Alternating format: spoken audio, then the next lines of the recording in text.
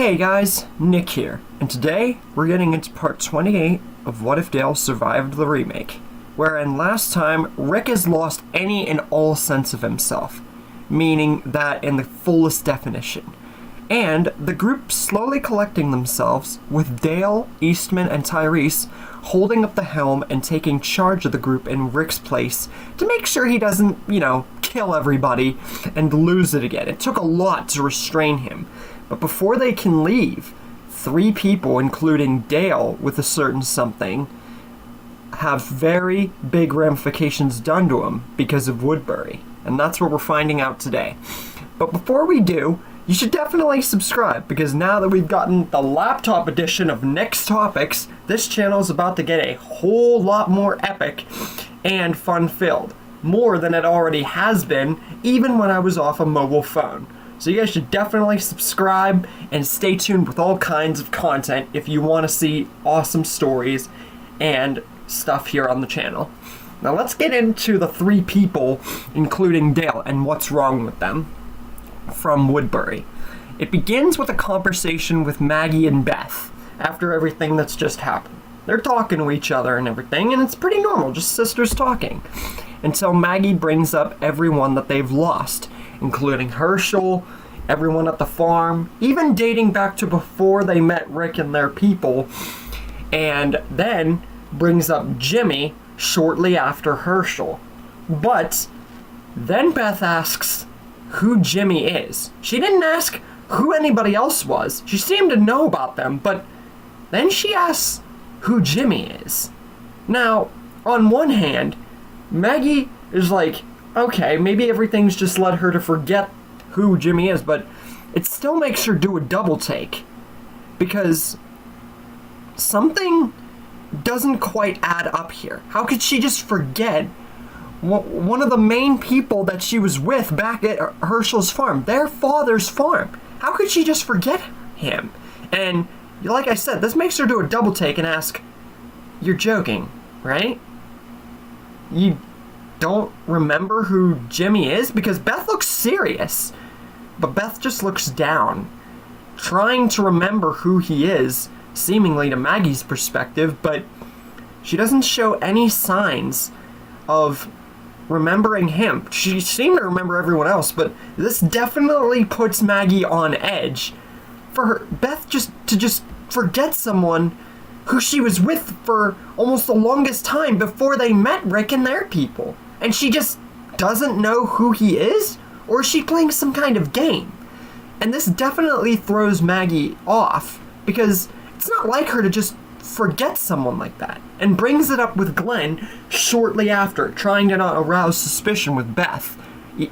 And Glenn says, while this is extremely odd, Maggie's got to remember, Beth and Carol, just like the rest of them, went through hell and back just to get out of Woodbury and from the governor. So in all likelihood, all the injuries and stress that's happened recently, it has to have gotten to her and some of the other people. So all that's really might be the problem is that she just needs to recover more and gain her thoughts better. She's probably just not at 100%. But Glenn does agree that it is of some minor concern, but he doesn't think it will amount to anything major. And Maggie agrees with this because, hey, all of them have been through a lot since Woodbury. And then we get to the next trouble and discussion between Daryl and Carol. Daryl being very happy that Carol is alive and well, and asking truly how Carol managed to get Beth out of there and everything, because her just being able on her own, along with Beth getting injured and both of them getting out just on their own, that's very impressive. And him talking about what's happened and everything like that. But the minute that Carol starts to speak, suddenly some of her words begin to come out muted. When she's talking, some of her words, her mouth is moving in the form of her speaking those words, but nothing's coming out. But it's only between a few words, and it does throw Daryl off. But after a minute, Carol begins to notice this. When Daryl brings it up more, she clutches her throat and is just as equally surprised now that she's noticed. Daryl's like, something is a little bit wrong here if your words are coming out muted. Maybe you got a shot from the governor somewhere in your throat. It could have damaged your vocal cords. And Carol doesn't think it's anything. It might just be dehydration or just very much exhaust or just injuries. But Daryl still says, I gotta check you over because this is looking pretty serious. And after a few minutes, Daryl doesn't seem to notice anything suspicious or out of place on Carol, mainly focusing on her neck because, you know, it's her words and her voice that's the problem. To check anywhere else would be mute. So after a minute or two of checking, nothing seems to arouse suspicion, and everything seems to be okay. But then, Daryl gets a closer look at the side, like the very side of part of Carol's throat, and sees a gunshot exit wound on both ends of the side of her neck. And Daryl's like, yep, that pretty much confirms it. And says to Carol, you got a gunshot in the side of your throat, which could have very well damaged a part of your vocal cords and is why part of your words are coming out muted. Carol says that she's just as surprised as Daryl that this happened. True, she knew that her and Beth and pretty much everyone else had come out of there injured. Michonne definitely, and Dale, duh. But she didn't think that whatever pain she was feeling would have hurt her in the long run, and even if it did, she would have noticed much sooner. This is the first time talking to Daryl that she noticed that something was truly wrong with her. And now, this is actually pretty big because now she's half muted. And yeah, Daryl says that, yeah, now they're definitely going to have to check over more people and see if anything else happened to them. Because while this might not be the truest, biggest matter, her being half muted is still pretty big. And if it gets worse, they gotta go somewhere right now alongside checking people, because this could prove to be a big burden on the rest of the group, just like Bob's bite was, even though they didn't 100% know about that. But just then, Maggie shows up to Daryl and says what just happened between her and Beth. And then Daryl brings up his occurrence with Carol and is like, yeah, this is a clear-cut giveaway. We gotta check everybody now. This cannot be a coincidence. If Beth is showing signs of maybe memory loss and Carol is half mute, granted, this means that more than the both of them, more people might have something extra wrong with them. Dale and Michonne, we already knew that. But Beth and Carol, now they gotta check over everybody. Daryl goes over to check Beth more thoroughly to see, just like with Carol, if something happened with her brain after Maggie mentioned all this. And sure enough, on the very edge of Beth's head, there's a bullet exit wound. And yeah, this pretty much confirms it once again. And Daryl is very much in shock at this, because he says to everyone, mainly Maggie, because the conversation hasn't been opened up entirely yet, that while the bullet did not kill her, it did rupture through a part of her brain, and she's lucky to have not died. She's like extremely lucky. But that bullet, while it didn't kill her, it still ruptured a part of her brain, and very well could be causing her amnesia. And yeah, at this point, this is looking pretty freaking serious. And Maggie is very deterred by this, seeing that her sister lives and Carol lives just to have this stuff happen to her. Even if, you know, Dale and Michonne had that stuff happen to him, didn't expect it to happen to people who survived after. But Daryl's like, nah, we gotta check everybody at this point. There is no way in crap that just the two of them and Dale and Michonne were the only ones. Now they gotta check everybody. And if they don't have anything wrong with them besides Beth and Carol, then cool, whatever. But yeah, this is definitely too big a concern for them to leave without checking thoroughly for the rest of the group. Because if Beth is getting amnesia and Carol's getting mute, Alongside those two things, who knows what else is wrong with the group? And then Daryl would bring it up to the rest of the group and is like, no, we gotta check everybody, including ourselves. And sure enough, they do. Everybody in the group checks all over to make sure, along with checking themselves, that everything is on the up and up and no more problems are on the rise. Sure enough, everything seems okay. But whenever Dale and Tyrese are, for one thing, checking each other and themselves and having a conversation, just as they're finishing checking and done with their conversation, suddenly Dale's mind flashes red right at that moment. This is much different than his dream sequence, but in the red flash, he sees Andrea and Amy alive, and then boom, they're dead right before his very eyes. And this flash would be very random at the most. And then Tyrese picks up on Dale just flashing for a sec away and turning his head away, and it's like, Dale, are you alright? And Dale would be like, after collecting himself, yes, I'm alright. It's just, my mind felt weird for a second. I think it's just because of the wiring of my new shotgun arm and everything that's happened. But little to anybody's notice, Dale's corner of his eye has now started to shape a little bit red. I know that might be a little bit hard to see, but definitely notice that flash, something is wrong with Dale besides that arm. And that's where we get into the red eye twist. Just know, we're not getting into how it happened or how his eye turned red and it's flashing, but just know it's coming up. And it will have drastic ramifications. So, after everyone checks themselves and they're all talking and everything, now they're trying to think of where to go, or to stay here, or whatever, or even if they should.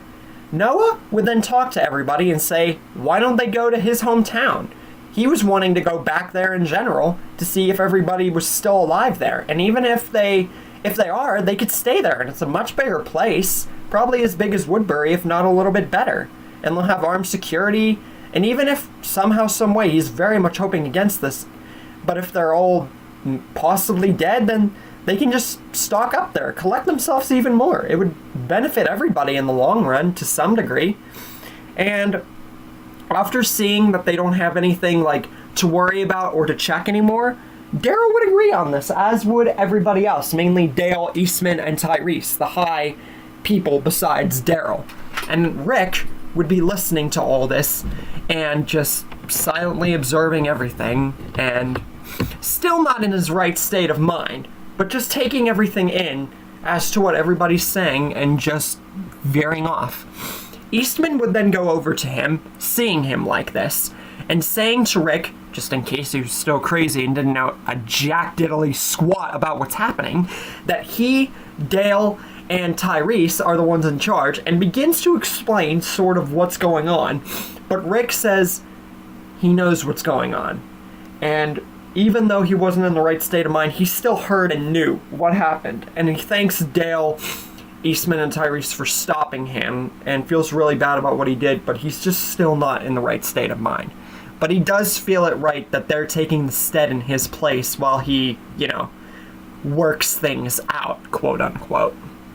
And with that, he just walks away slowly. But Eastman still says he appreciates Rick for understanding why this needs to be done, and they're all ready for when he wishes to lead again. And with that, soon enough, they get to Noah's hometown. And you know what the funny thing is? I have never included Noah's hometown in a story, any way, shape, or form, ever. So this is the first time I've ever included it. Spoiler alert, it's not going to be as big as you might think. Suffice it to say, Mitch takes the death of Tyrese in Noah's home. And that's kind of it. I know Mitch was an okay character, don't get me wrong, but I honestly feel that his death here would be alright. And I've made him live long points before, and his death would be a little bit sad, but Noah's hometown and his death, it wouldn't really correlate to much in the story. It's just a small side moment. Just like, it was only one episode in the real show anyway. But here's something big we gotta talk about. The group and who is there. So, let's get into that. So, the group. It consists of Noah, Gabriel, Daryl, Tara, Carol, Eugene, Rick, Glenn, Maggie, Sasha, and Rosita. Because remember, Abraham is dead, Carl is dead, and Michonne is dead. So we're missing 3 of the main characters from this point in the story, which I've never really included. I've had Tara and Noah X out a bunch of times, but I've never really featured Carl, Abraham, and Michonne dying at this point. Michonne very rarely, but you guys get what I mean. And now, survivors. Morgan, Mika, Lizzie, Megan, Beth, Tyrese, Dale, and Eastman. Lizzie, Morgan, and Eastman kind of being new additions, because I've included mostly all the other characters in Survivor stories before. And Lizzie, not really too much is going to go good with her character surviving, which is why I've featured her surviving to this point very rarely, because with everyone getting hungry and losing their cool and becoming darker, Lizzie starting to flip her lid 1,000-fold. Not only at this point has she shown to kill Martin and show her dark side, but now her mind at this point, with hunger, starvation, darkness, infecting her mind. And not only is she gonna want to make everyone turn into walkers 1,000-fold more, but she just wants to frickin' eat them, kind of making her akin to a Terminus resident. And it's almost like Lizzie at this point is becoming a mix between the Terminus cannibals and the Whisperers, if you catch my meaning. And with her mind clouded with all of these intrusive and dark thoughts, she begins to grab a blade and goes to lunge at someone, to kill him, eat him. She doesn't care at this point. Dale sees this and alerts the group right then and there. Right before Lizzie can stab someone, Eastman gets his stick and boom, knocks her out cold. But before they can decide what to do with her or where to move on forward, they see water in the roads and the storm hits, making all of them have to go to a barn, which I think that Daryl would still find, but honestly, I've never really brought that up to Daryl finding it, and I've just left it as, like, they just find it. So, what do you guys think will happen from here? Do you think that the group will know what to do from Lizzie here? Do you think they will leave her alive, or just kill her? And whether they do or whether they don't, do you think that Rick will ever recover? And what will happen with Dale's eye and the rest of the group going on with all of these plot points added? And that's where we leave things for the moment. I truly hope you guys enjoyed this episode, and yeah, they've been pretty freaking long. The Dale with the shotgun episode had to be long because it had to show how Dale got the shotgun. I think I did a pretty freaking good job with it, and I hope you guys like the new laptop edition with the videos. I definitely think that it does a lot better with audio quality and better explaining the story. But anyways, we got a heck of a lot more to go, and yeah, a lot more darkness and suspense to add to the story. So once again, I truly hope that you guys enjoyed this episode and are enjoying the story so far, and I will see you guys in the next video.